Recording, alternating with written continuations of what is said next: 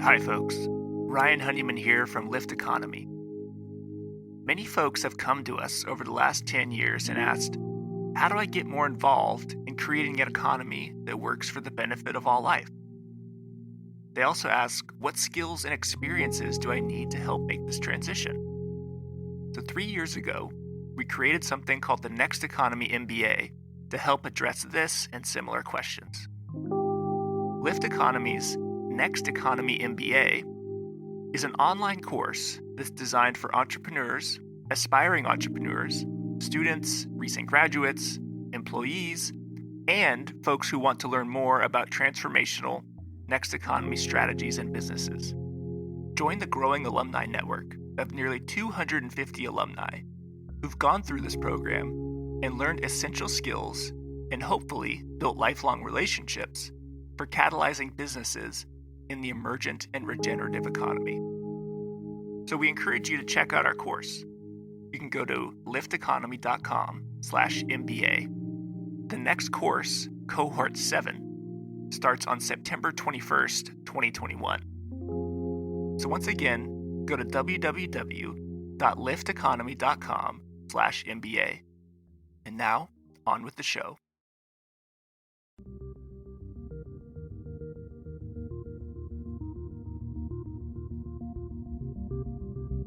Welcome to Next Economy Now.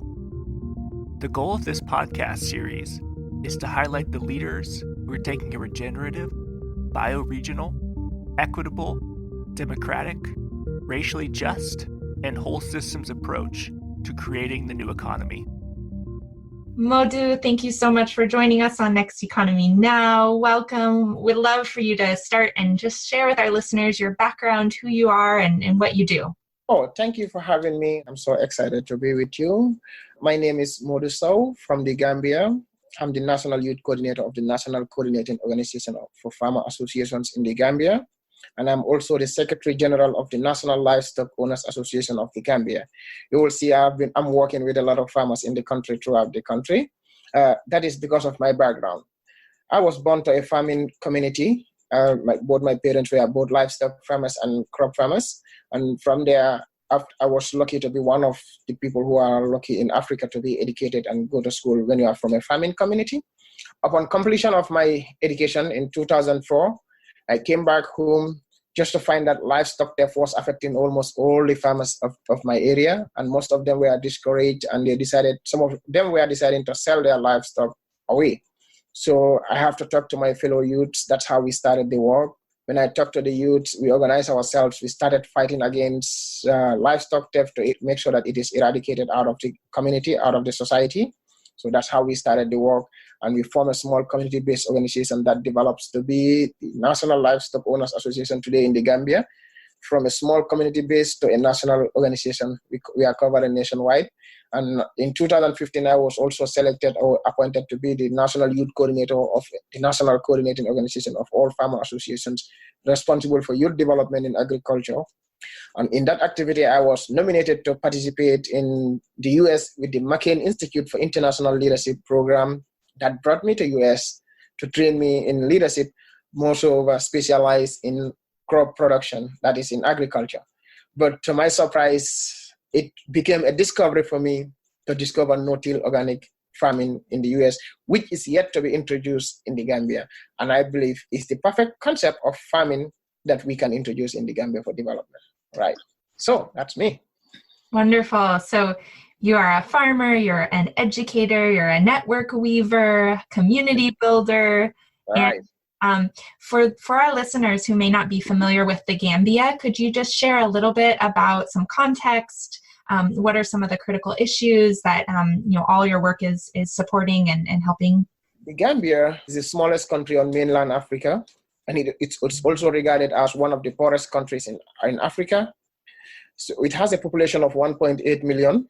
It has no natural minerals. The only natural resources that we have is we, the people, and the soil that we have for agriculture.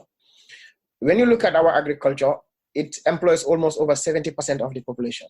However, you will learn that the statistic does not qualify it to be called an agricultural country, a country that depends on agriculture, because if we said agriculture employ over 70% of the population, but over 80% of the food that is being consumed in that country is from outside, is being imported. So that tells you that their agriculture is having a problem, it's lacking. So now this is one of the things that when I came to US, I've seen that something will be a solution that can improve our agriculture. But that is the country that is very poor, has the soil that is very rich, has water in abundance, because the country itself is divided into two by the river Gambia, but yet still our agriculture is just for a period of 6 months. We don't have proper irrigation to farm, we don't have all those things, so we are still lacking in agriculture, and we are still among the poorest countries of the world. So could you share how you discovered Elizabeth and Paul and Singing Frogs Farm, and how you came to learn and work and share with them? Elizabeth and Paul, I will say they are so inspirational, they are so great, and they have contributed a lot to me discovering no-till organic farming. Okay, when I came to to US, I was sent to the Community Alliance with Family Farmers for my internship, that is CARF. So when I was in there, they decided for me to visit different farms. And when I came and they also told me about Elizabeth and Paul, that they were Peace Corps in the Gambia, and that's where they started even participating in agriculture.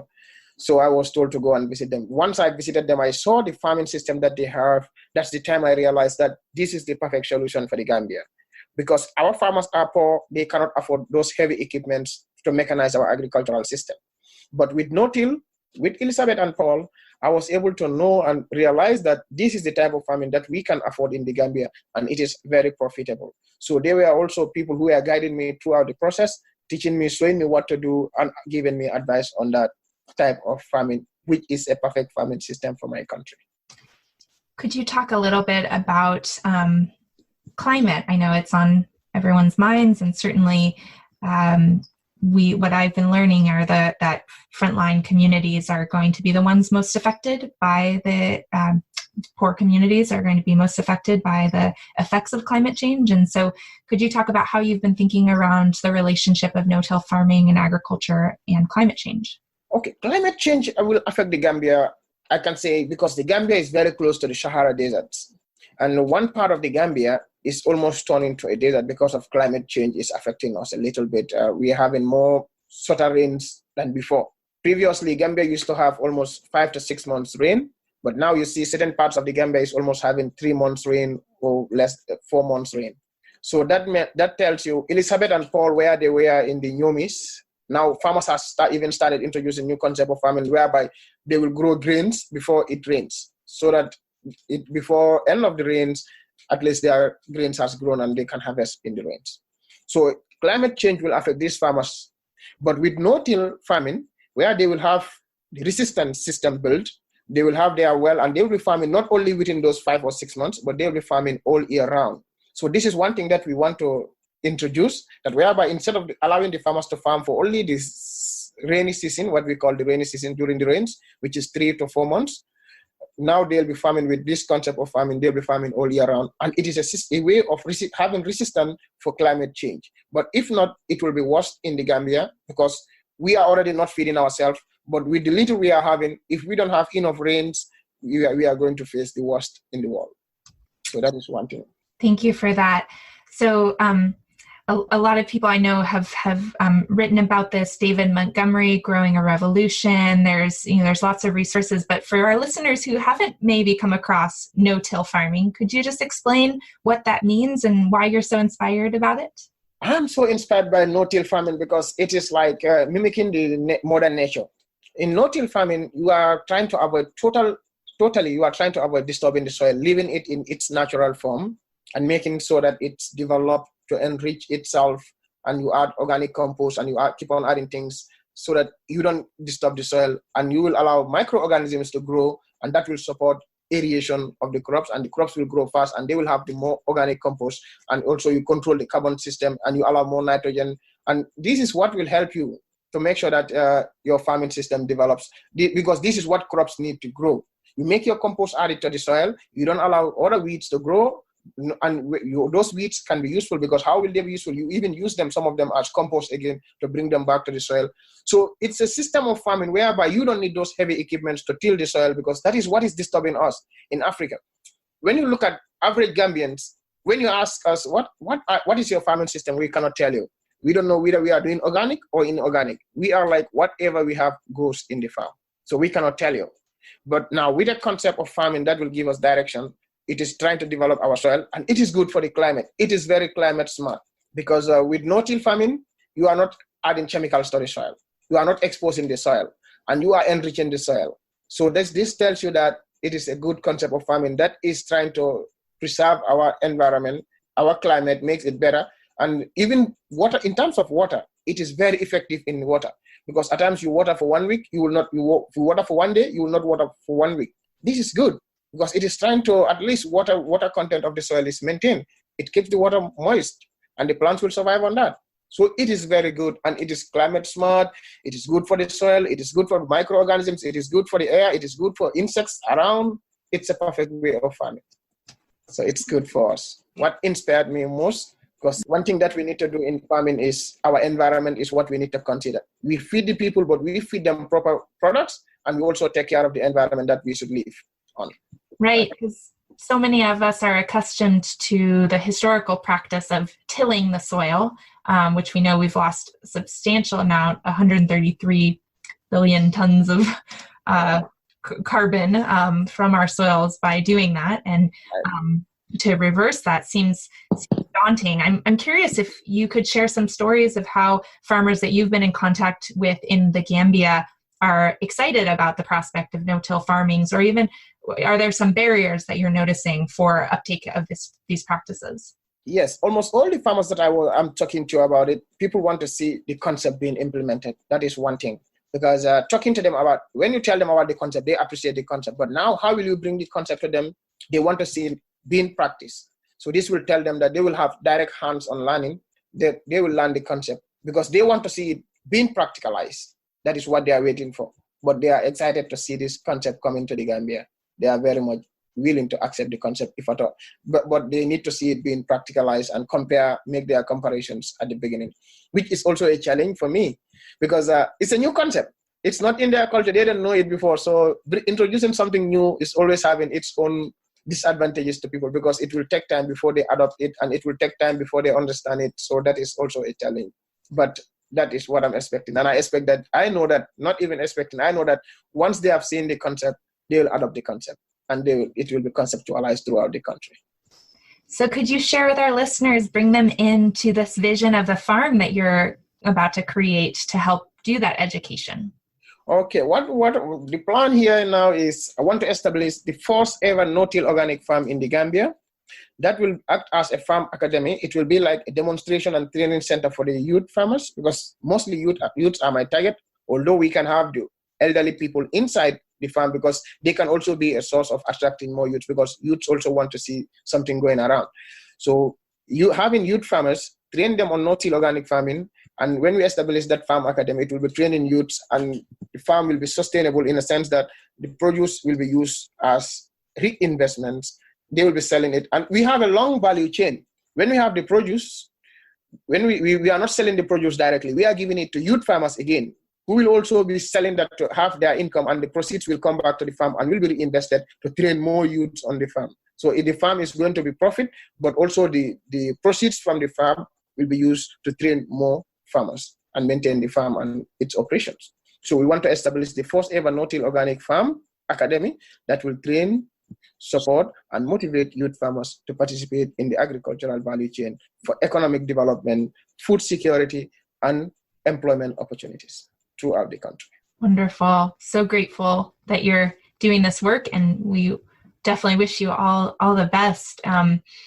One question that comes up is, are there practices that come from the cultures in the Gambia of agriculture that you're bringing in as well into what you've learned? So kind of talking about the cross-cultural collaboration, because I know I've heard Elizabeth and Paul talk a lot about what they've learned when they were in the Peace Corps. So how are you melding the all the different cultures that you're growing? I think no-till organic farming is very similar to the type of farming that we have. But in the other sense, our type of farming is a little bit more labor intensive, but almost all the practices that we have, apart from the tillage, because we use the hoe, and we use the hoe to almost hoe everywhere. In our weeding, we use the hoe to weed everywhere. But apart from that, all the other things are very similar to no-till farming. So that is having a similarity in that culture. So the cultural challenge will not be that much a problem, because this is already, they are doing part of it. The issue is they don't know what are they doing. They cannot call it no-till because they are doing everything by hand. But now with the no-till, to me, no-till, it's labor intensive. But when you take it to the Gambia, it's less labor intensive, because that using of the hoe to weed all over every day is no more happening. Because that means part of the labor is gone. So you see what will happen. So labor will be reduced. And this, when labor, because mostly what is discouraging youth from participating in agriculture is three things. One, agriculture in the Gambia is not profitable because everything is physically done. That makes it less profitable. It is not productive because part of the soil is not good. Some part of the country, the soil is good, but which is now being overpopulated by people. When you look at the other side, I mentioned earlier on, it's almost about to be a desert. That is not good. And also, it's the profitability. What you put on the labor cost, the things that you do, the physical thing that you put on the farm, you have to buy manual because the soil is not that much rich. So all those things, you have to buy fertilizers and put it on, it's making it very less profitable. So these are the things that are discouraging. It's not profitable, it's not productive, and it's labor intensive. So now with no-till farming, all these things are eliminated. So that's why I always call it a perfect way of farming in the Gambia. Mm-hmm. So we don't have that much cultural barriers because they are doing very similar type of farming to no-till farming. So you've spoken before about the similarities in crops, and one thing I love about Singing Frogs Farm is the way that even the edges of the bed, and they're doing intercropping. So you have a cabbage and you have lettuces right beside. So anything that is a weed gets harvested and sold to increase what you're mentioning around that profitability. Yeah, and one thing that amazed me most, because observing the weather, I always say one thing that we can have a difference between the US and the Gambia will be what we call cultural foods. But I believe whatever type of crop can grow in California here can grow in the Gambia, because we have a very similar weather. Yeah, but what I always say is cultural foods, because you don't expect. I started eating cauliflower here. I started eating broccoli here. So those are not foods that we know in my country. So that will bring the differences. Those are not cultural foods, but they are foods that can grow in the Gambia because we have almost the same weather. The advantage the Gambia has is that we don't have frost. So that's the one advantage that we have. So if not, I believe all crops that grow here can grow in the Gambia. So moving away from sort of the technical parameters of what no-till is, could you share with us a little bit more about some of the social changes that you'd like to see for an economy that works for the benefit of all? Yes, that is one key thing that I always I'm always trying to see how best can I do that. In the Gambia, what happens mostly, our youths are not employed. We are challenged by high unemployment rate, high crime rates. When you look at the Gambia, it's a small country, but it has more illegal migration. Youth, because they don't have opportunities, they are moving from the Gambia to other parts of Europe in search of greener pasture. And mostly the jobs that they are doing there in Europe is farming. So they can do it in the Gambia. So those are things that we need to think. Those are challenges that if we have solutions that can keep them farm in the Gambia, have their income in the Gambia, have their families with them, develop with those economy that they develop on their own, it will even increase the socio-economic impact of the country, because we will have more funds, more resources, and that will increase our foreign exchange. Thereby, when we have enough, we can also supply to other parts of the country. Other parts of the world can also be supplied by the Gambia. And this is what will increase our economy. This is what will improve our economy. So I'm seeking to see that we have more youths employed, more youths being useful in working towards the economy, and that will improve the economy of the Gambia, not only the people, but also the country in terms of foreign exchange, when we are able to sell more crops outside the Gambia. Because knowing the Gambia, I know we can do it, because previously we used to be a small country, but we were one of the biggest producers of peanut in West Africa. We were one of the biggest producers of cotton in West Africa. But due to these things that I mentioned, labor intensive, not profitable, not productive, we lose that status. We are no more among those things. And aflatoxin also contribute to peanut, mostly our peanut issues, but we were one of the best in terms of peanut and cotton production. So we can bring ourselves back, not peanut and cotton, but on vegetable production. Mm-hmm. Can you talk a little bit about how you're thinking about the importance of agency and decision-making as well when you're talking about youth having jobs? What is your vision around ownership of farms and ownership of the solutions? Okay, that's the vision about decision making. Let's start with decision making. Most of the decisions making, mostly youths are not involved. When you look at the Gambia roundabout, every government that comes will tell you that we want to empower youth, we want to empower youth. But when you go to the offices, the highest offices where decision making is being done, mostly you find the old people that will always tell you we want to support the youth, but they are manning the offices of decision making. And at the farmer level, most farmers, the old people who are farming and their sons and daughters are not interested in farming. Most of them are selling their lands because they prefer having that money once and for all, rather than being not farming the land, so they prefer selling their lands. But in the provinces, in the provincial part of the Gambia, where still lands are available, they are being inherited by the young people. The youth have access to their lands because it's family property. So when this concept is introduced, I am seeing youth claiming their family properties, claiming their family lands to farm on it because they have seen a better source of income than being around without doing nothing. So decision making at the governmental level, the youths are not involved that much. But when it comes to family level, especially in the provincial part of the Gambia, we have an advantage in it because lands belong to families, and these young ones, if they want to make use of that land, they can have access to the lands. So wonderful. Could you share a little bit about who is inspiring to you and potentially some other examples that you share with the youth that gets them inspired and engaged in this mission? Yeah, mostly what I will always tell people, I'm inspired by one person. In the US, I was inspired by Elizabeth and Paul. They inspired me a lot. Yeah, but before coming, I was inspired by one person who was also a very successful young farmer. Because when people don't believe that he can do it, he started doing it, and he started having his own livestock from 6 livestock. Now he's having over 200 livestock, and he's a young man. And every livestock there belongs to him. In addition to that, he has his own farms. Now you can see the connection now. He's using the livestock manure, that's the cow dung, turning it to compost, using it on the plants, and the waste from the plants, he is taking it back to the animals to feed on that one also.